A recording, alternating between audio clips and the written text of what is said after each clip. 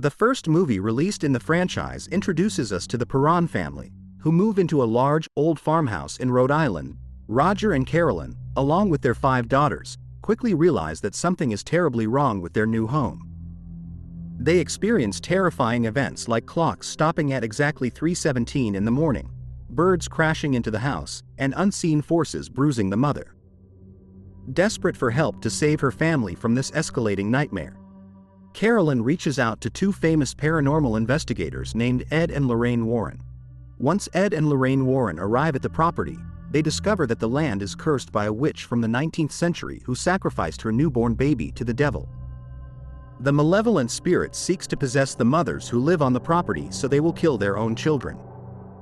As the haunting grows stronger, the dark spirit takes control of Carolyn, forcing the investigators to perform an emergency exorcism right inside the house. With the power of love and memory, Carolyn fights off the demon, saving her children and allowing the family of 7 to finally leave the house in peace. The second movie released in the franchise takes us back to the year 1967 in Santa Monica, California, to reveal the dark origins of the possessed toy. A young medical student named John Gordon presents his pregnant wife, Mia, with a rare, vintage porcelain doll dressed in a pure white wedding dress to complete her collection for their upcoming baby. Their excitement quickly turns to pure terror that very night when 2 members of a murderous satanic cult break into their home and violently attack them. The police arrive and shoot the male intruder, but the female cultist, whose name is Annabelle Higgins, slits her own throat while holding the porcelain doll in her arms. Her dying blood drips into the doll's eye, unleashing a powerful demonic entity that attaches itself to the object and transforms it into a terrifying conduit for evil. Even though the shaken couple immediately throws the creepy doll into the trash, the malicious spirit refuses to be left behind. After the baby girl named Leah is born, the family moves into an apartment building in Pasadena, only to find the discarded doll mysteriously packed away inside one of their moving boxes.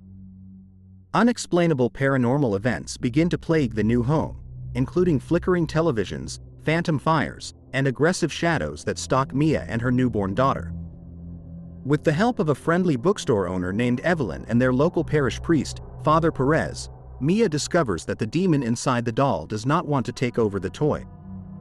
Instead, it is actively trying to claim a human soul.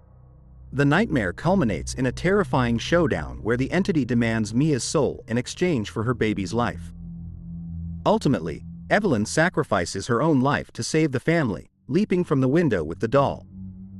Although the Gordons are finally safe, the movie ends with the evil doll mysteriously appearing in a pawn shop, ready to find its next victim before eventually being locked away.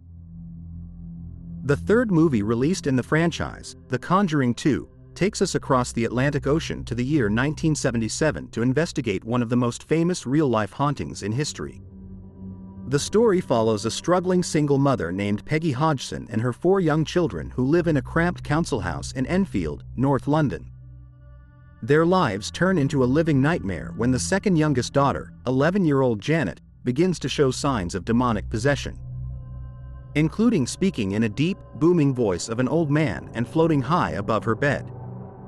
Local news reporters and paranormal researchers flock to the home to witness these terrifying events, but many skeptics believe the children are just playing a massive prank.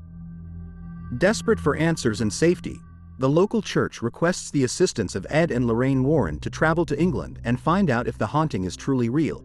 Upon arriving in London, Ed and Lorraine Warren face an uphill battle as they try to protect the terrified family while searching for solid proof of the ghost. Lorraine is deeply shaken because she is secretly haunted by a recurring vision of a pale, demonic nun that predicts the violent death of her husband. As the investigation grows more dangerous, they discover that the angry spirit of the old man is actually just a pawn being manipulated by that very same demonic nun, whose true name is Valak.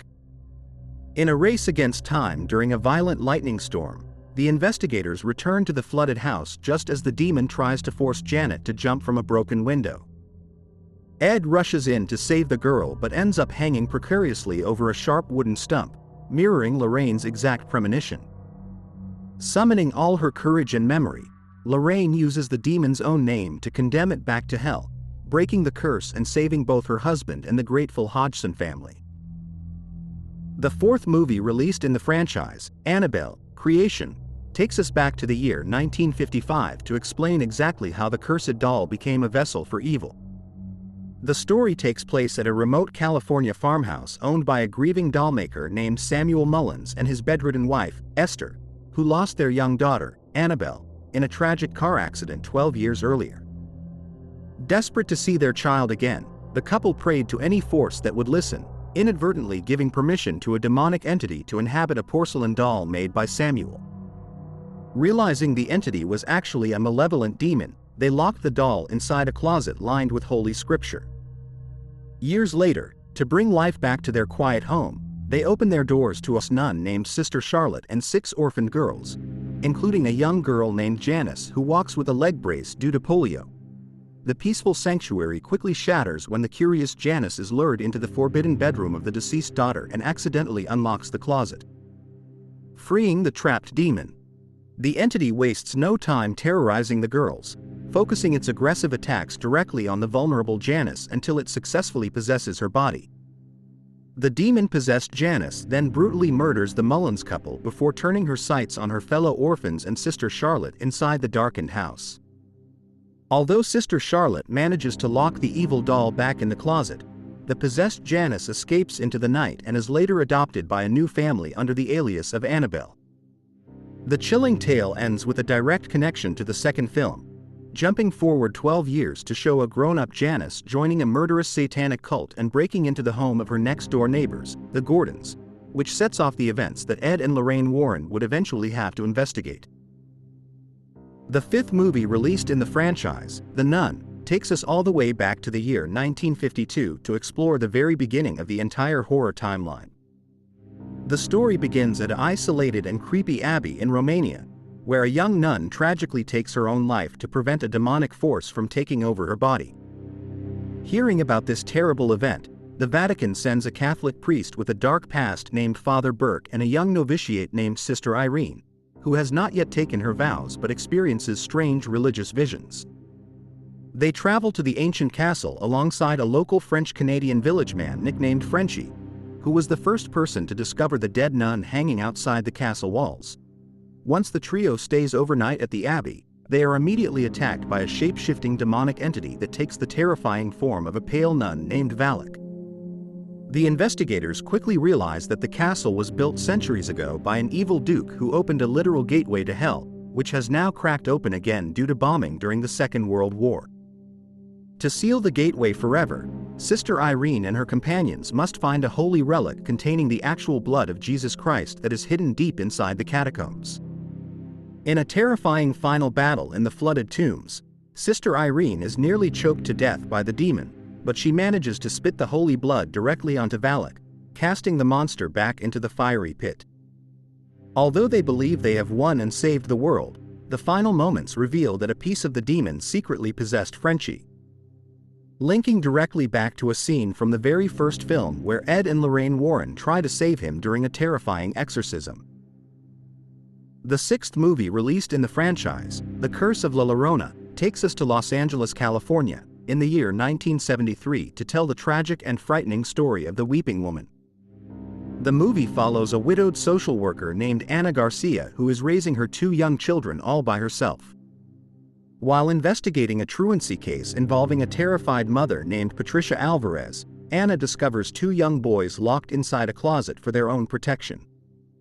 Ignoring the mother's frantic warnings about a supernatural danger, Ana releases the boys and places them in a temporary shelter, only for them to be mysteriously drowned in a nearby river later that night. Ana soon learns that the boys were taken by La Llorona, a vengeful ghost from Mexican folklore who drowned her own children in a fit of jealousy centuries ago and now wanders the earth looking for other children to replace them. Because Ana interfered with her previous victims, the weeping ghost attaches herself to Ana's family, marking her young son and daughter by burning their arms with her icy touch. Desperate to protect her children from the same watery grave, Ana seeks help from a local former priest-turned-shaman named Rafael Olvera, who uses unconventional spiritual rituals to fight the entity. They lock down the house and use holy items like wood from a sacred tree to keep the ghost from entering, but the clever demon uses illusions and manipulation to break through the defenses. The connection to the larger universe happens when Father Perez, the priest from the second film, advises Anna and mentions how he survived a similar evil involving a possessed porcelain doll before Ed and Lorraine Warren took it away. In a climactic battle on the roof and in the flooded pool of the house, Anna manages to stab the weeping ghost through the chest with a cross made from the sacred wood, destroying the spirit and saving her family from the deadly curse.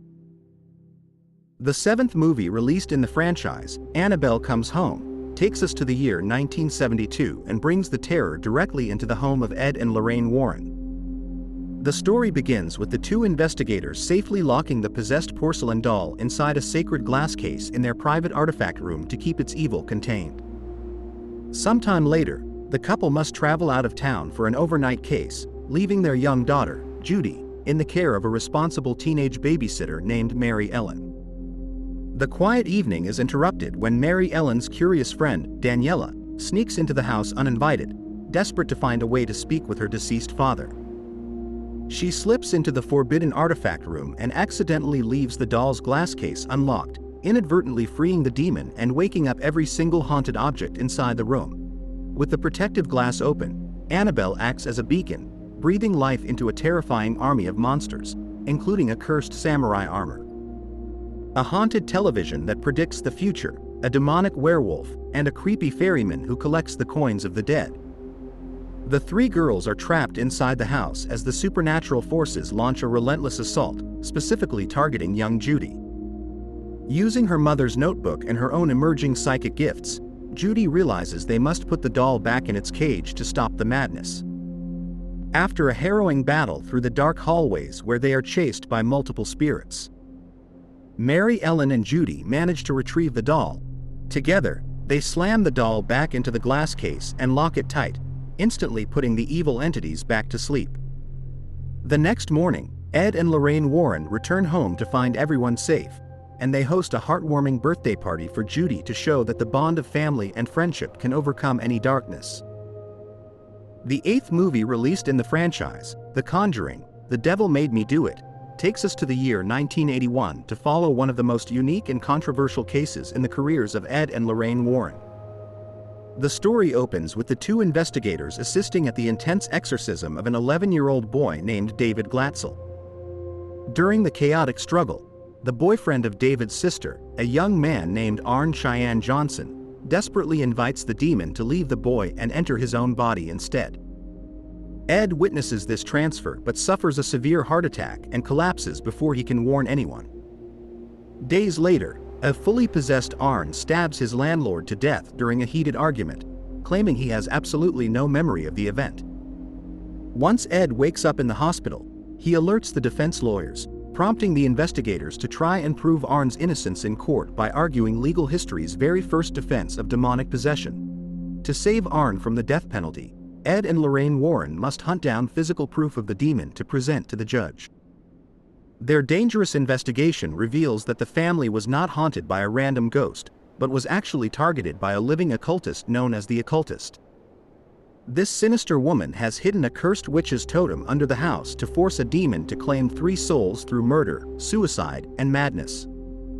The chase leads the investigators to a hidden underground altar beneath the occultist's home, where the witch uses her dark magic to turn Ed against his own wife. Controlled by a powerful curse, Ed wields a sledgehammer and tries to murder Lorraine in the dark caverns.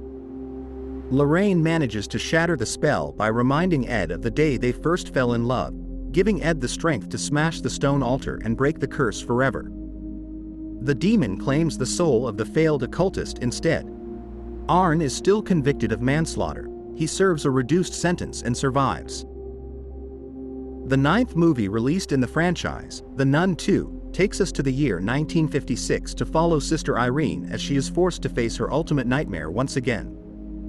The story begins in France, where a series of mysterious and violent deaths of priests and nuns across Europe suggests that the demonic entity Valak has escaped its prison. Sister Irene, who is now living quietly in a peaceful convent, is called upon by the Vatican because she is the only living person who has successfully defeated this ancient evil before. She travels to a boarding school in France alongside a brave young novitiate named Sister Deborah, who is struggling to find her own faith. At the school, they find Frenchie, the kind village man from the previous film, working as a handyman and completely unaware that the demon is secretly hiding inside his body, using him as a vessel to travel across the country. Sister Irene discovers that the demon is slaughtering its way through Europe to find a sacred holy relic known as the Eyes of St. Lucy, which grants unimaginable power to whoever possesses it. The eyes are hidden right inside the school's chapel, and the demon quickly uses Frenchie's body to unleash a terrifying assault on the young students and teachers, even manifesting as a monstrous ghost goat.